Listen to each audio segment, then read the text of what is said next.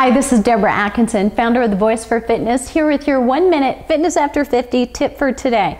So I'm going to talk a little bit about the calorie counting myth and what we need to do about it. And this day, Thursday, right before a big Super Bowl weekend, as I record this, becomes a bigger picture deal. So we may blow all calorie counting out of the water on Sunday afternoon. The majority of us probably have some Super Bowl related food frenzy going on, even if we don't go to a party.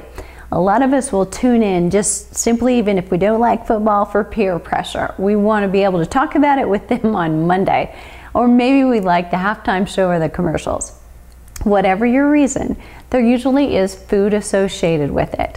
So if you're calorie counting, what will you be thinking on Sunday? You might be thinking the pretzels, the Chex Mix, better options than going for the guacamole or the bean dip made with mayo and made with cream cheese. So you're looking at things from a different glass. I'm going to tell you how heavy habit gravity is.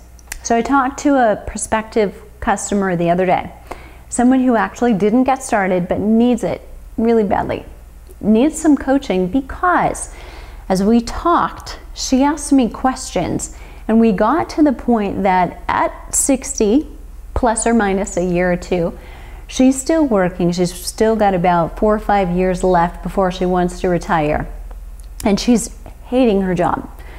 It's stressful. She leaves her home at about 6:30 in the morning. She's not back home again until about 6:30 at night. She doesn't finish until 5:30, and she's too busy. The phone is ringing and there are too many emails coming in over the lunch hour. She just can't get away. So what I told her is, the reason she just gave me she can't get away are the reasons she actually needs to get away. They're going to keep coming in. That's why there's email, so they can just accumulate and they'll be there.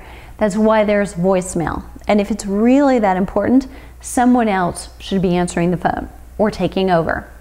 Life is more important than that.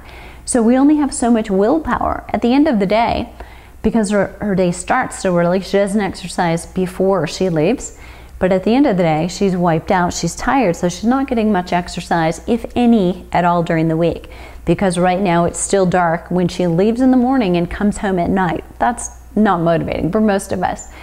So she needs to get away at lunch just to rejuvenate her willpower if she's tolerating her work, because her choice of food and whether or not she does any exercise in the evening is going to be affected by, if she's gone from 6:30 to 6:30 on pure willpower and adrenaline and discipline and I'm gonna get it done and do it, there's nothing left.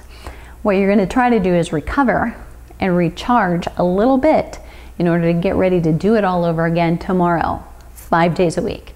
That's a pretty tiresome schedule.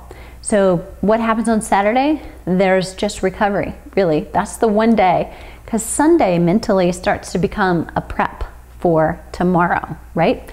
So we stop enjoying it at some point at about noon on Sunday, starting to dread Monday morning, starting to feel the stomach ache that happens on Sunday night before the Monday comes. Her thinking about food, as we started to talk about what are good choices, and she said, here's what I'm having for breakfast. We talked about, you know, here would be a better choice because you're getting too much carb, not enough protein, and you need a little bit more fat. So we had that conversation. We talked about snacking mid-morning because there's a big gap between 6:30 and 12:30 when she really doesn't leave her desk for much at all anyway. So what does she have for lunch? We talk about it. She says, yeah, I'm really good at lunch. And she starts to describe lettuce salad. And I'm reverting back to the conversation we had about breakfast, where we talked about the need for protein and the need for fat. And I said, and what else? Well, I have this non-fat dressing that I'm using. Okay, habit gravity. So even within that 5-minute conversation, and that's not, granted, a long time, but we had just talked about it, and she said, yes, that's logical, that makes sense, I understand that, but here's what I'm gonna have for lunch. It's gonna take a while to change, and change takes some help. So it's not about calories. Remember that. The iceberg lettuce has less than a tuna sandwich or a turkey sandwich or turkey on the salad. It's true. Less calories is not better for weight loss. Recite that back. Fewer calories do not mean more weight loss. In fact, sometimes it means the opposite. Because basically what you're doing is you're asking your car to go really, really fast. We want a faster metabolism, so we burn calories, and you're slowing it down. There's no gas in the tank to go anywhere. Even if you're exercising, that's true. And especially more so, it's true. Your body thinks you're being chased by something and that wants to eat you for dinner, because that's the reaction going on in your body when you're under stress and operating on adrenaline.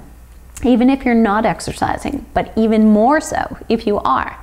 Then if you're cutting calories, your body's going to say, whoa, I got to help you survive. I'm going to cut back on how much energy it takes for you to do whatever you need to do. It thinks it's taking care of you in survival mode.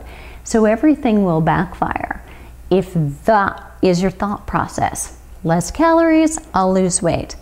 It doesn't work. The calorie counting myth does not work. If you see a program asking you to sign up based on, we're going to figure out your basal metabolism, how many calories you need just at rest, and then we'll calculate how many you're burning, and we'll know how many you need to create a calorie deficit so you can lose weight, run, because it won't work. And if you are a woman after the age of 50 who's stressed and has a lot of hormone things going on in addition to cortisol, the stress hormone, none of your hormones are going to get on that field and play for you, whether it's Sunday and Super Bowl time or it's Monday through Friday, any other day of the week. That was your fitness after 50 tip of the day.